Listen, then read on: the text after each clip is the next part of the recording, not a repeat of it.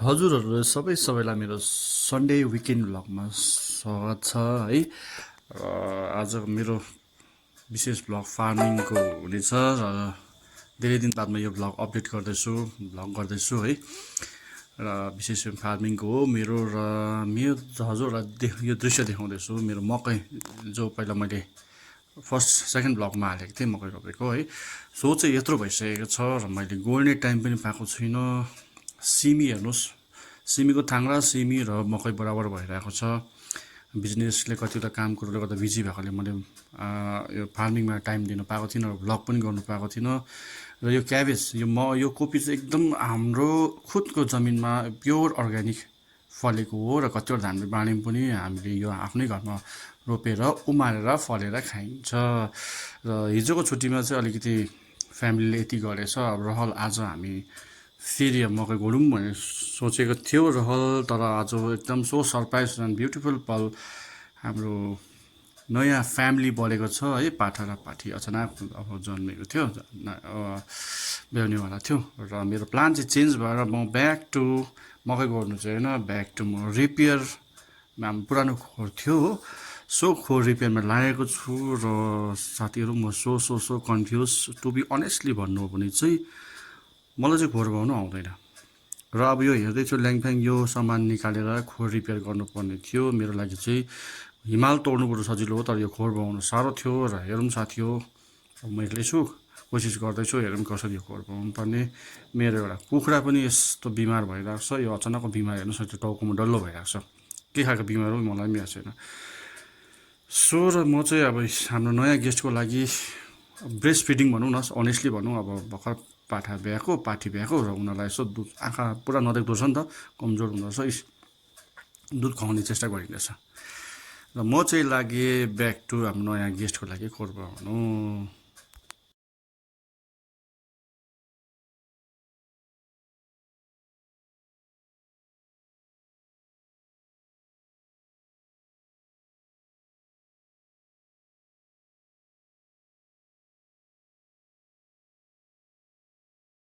र यो चाहिँ अब साथ तपाईँहरूले मेरो सेकेन्ड भ्लगमा देख्नुभएको थियो है, खेलखोल बनाएको। यसमा चाहिँ मेरो अस्ति योभन्दा अगाडि 10-12वटा कुखुरा बस्तीको प्योर बेचेँ। अब रहल यति छ, यति चाहिँ मैले स्पेसली अब यिनीहरूले फुल पार्दैछ नि त, र सेकेन्ड लट अब चिङ्ना उसको लागि चाहिँ राखेको। अन्त हेर्नुहोस् खेलखोलको हालत पनि यस्तो भइसकेको छ, अस्ति हावा बतास र पानीले गर्दा फेरि रिपेयरिङ गर्ने स्थिति भइसकेको छ साथी हो। र हेरौँ कुनै दिन टाइम त फेरि त्यसको रिपेयरिङ गर्ने टाइमहरू गरौँला। र अब यो म हजुरहरूलाई पछिको दृश्य देखाउँदैछु। यहाँदेखि चाहिँ अब तक्सेला हालेर चाहिँ यसलाई सपोर्टेड बनाउनु पर्ने। अब कहाँबाट सुरु गर्नुपर्ने के गर्नु मलाई चाहिँ अब त्यति बुद्धि आएको छैन साथी हो। कताबाट ठोक्नुपर्ने, कता किल्ला गर्नुपर्ने, किन म भने अघि भनिरहेको छु स्पेसल काठमिस्त्री परेको छु हो। र हेर्दैछौँ कहाँबाट ठोक्नुपर्ने, हेरौँ के गर्नुपर्ने। र यो भने चाहिँ हाम्रो कुखुराहरूले अब अन्डा पार्ने, फुल पार्ने जग्गा। कुखुरा पनि हेर्नुहोस् साथी, मेरो चाहिँ अलिक फ्रेन्डली छ, खुट्टामै आउँछ, मिल्छ, मान्छेसँग क्लोज छ।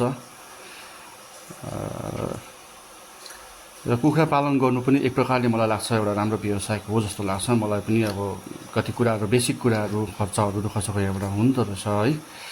र फेरि अब रिपेयरिङमै आइपुगेको छु हो। अघिदेखि सोच्दैछु कहाँबाट सुरु गरौँ, के गरौँ भनेर। हेरौँ, let's hope for the better है।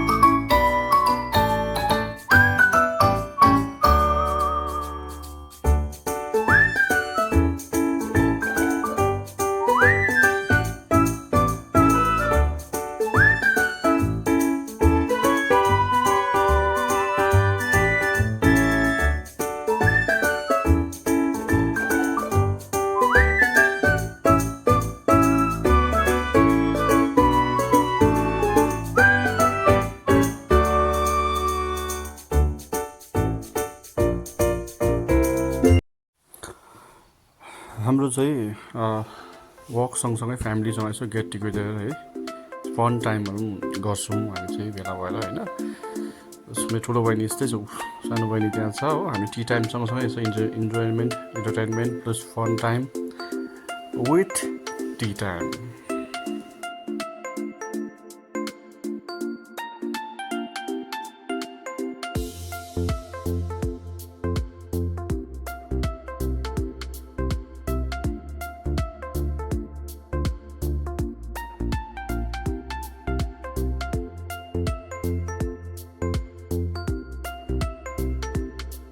ल है हजुरहरू, अलमोस्ट अब चाहिँ मेरो repairing rough and tough repairing complete भयो है। बाख्रा त यतिमा सेफ्टी बस्नु सक्नुपर्ने, एकदम बाख्रा चुन्नेवाला छैन, टाट्ना रेडी अलमोस्ट, दैटो रेडी र इभन घाँस राख्ने पनि रेडी। किनभने बाख्रा अब 2टादेखि 4टादेखि 5वटा बाख्रा भएको छ। एउटा नानीको आमा, 2टा नानी र 2टा खसी बोका, अब अलमोस्ट खसी खोर रेडी। र यो देख्नुहुँदैछ, यो चाहिँ हाम्रो अब खसी पार्नुपर्ने बोका रेडी छ। यो खसी हो। यो 2जना गेस्टहरू रेडी छ, नानीको आमा रेडी छ। सो क्युटहरू छ, हेर्नुहोस् कति क्युट छ। ब्ल्याक एन्ड वाइटमा छ, एउटा वाइट अलमोस्ट वाइटमा छ है। ल मेरोमा चाहिँ अब फ्यामिली बढेको छ हो। सो साथीहरू सबैले हेर्नुहोस् मेरो बाख्राहरू कस्तो छ के छ हो, यस्तै छ। र मेरो कान्छी बहिनी काम गरिरहेको छ, उसलाई चाहिँ पुरा फकाउनुपर्छ हो, खुसी बनाउनुपर्छ, अन्त मात्रै उसले काम गर्छ। नभए गर्दैन। स्कुल जाँदाखेरि पैसा दिनुपर्छ, डेली 10 रुपियाँ, अदरवाइज उसले काम गर्दैन हो। र काम त हुन्छ अब खेल्ने उमेरमा, केटाकेटी खेल्ने उमेरमा उसले यसो घरमा हेल्प गरिरहेको छ फ्यामिलीलाई होइन। उनीहरूलाई त्यो खालको संस्कार सिकाउनु पनि पर्छ जस्तो लाग्यो। र हाम्रो भुजेल किम यस्तै छ, भुजेल परिवारको भुजेल किम यस्तै छ है साथीहरू, हेरिदिनुहोस् है। यो प्लान्टहरू छ, स्मल गार्डन छ, यो मेरो खरायोको खोर हो। अनि यो हामीले घरमै बनाएर रोपेको हो। यो त बर्मा नर्मली फुलिहाल्छ यो फुल है। र मेरो बगैँचा, मेरो बारीको दृश्य यस्तै छ साथी हो। सानो छ, साह्रै ठुलो पनि छैन। गाउँले जीवन, गाउँले लाइफ यस्तै छ। हप्तामा एक दिन समय निकालेर बारी माटोसँग, नेचुरलसँग लट्ठीपट्टिहरू पाइन्छ, कुखुरा बाख्रासँग। यसमै मजा छ, यसैमै खुसी छु।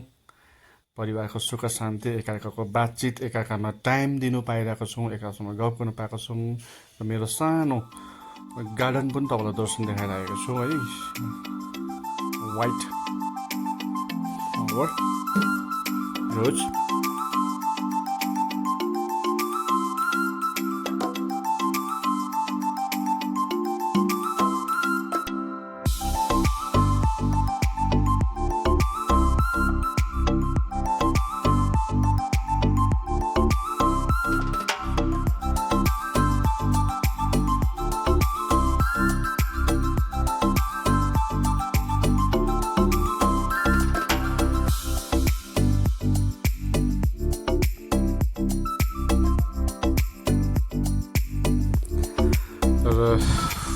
फाइनली साथीहरू मेरो रफ एन्ड टफ खोर रेडी भएर मैले मेरो हाम्रो नयाँ फ्यामिलीलाई सिफ्ट गरेँ है। 2जना बोका र खसी एकपट्टि र पाठी र आमा एकपट्टि, र मेरो रफ एन्ड टफ खोर रेडी भयो साथी हो। र यस्तै छ गाउँले जीवन, गाउँले लाभ, दुःख सुख। आजको भ्लग सँगसँगै हाम्रो काम पनि सक्यौँ।